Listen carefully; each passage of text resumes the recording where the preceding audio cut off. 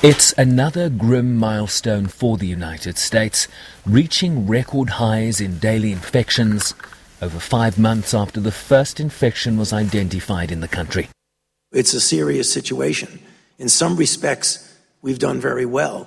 Right now, for example, the New York metropolitan area, which has been hit extraordinarily hard, has done very well in bringing the cases down and using the guidelines that we have very carefully put together in a stepwise fashion to try and carefully reopen their city and their state. However, in other areas of the country, we're now seeing a disturbing surge of infections.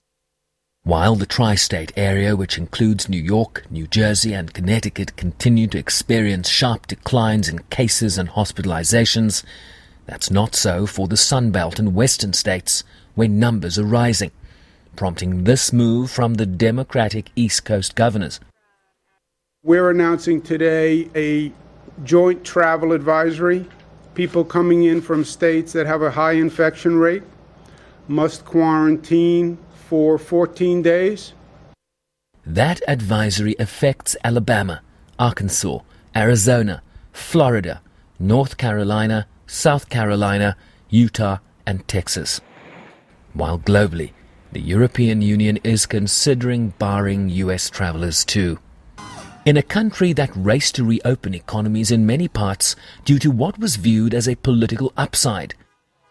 Here's the problem with the numbers we're seeing, despite the White House and others trying to portray a return to normalcy in the country. This virus, simply put, is not under control. Ask the dozens of Secret Service agents who were on site at President Donald Trump's Tulsa, Oklahoma campaign rally at the weekend, who've been ordered into self-quarantine after 2 of their colleagues tested positive for COVID-19.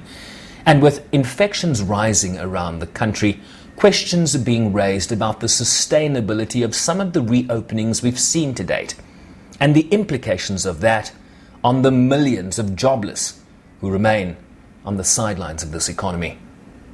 Bryce-Pease, SABC News, New York.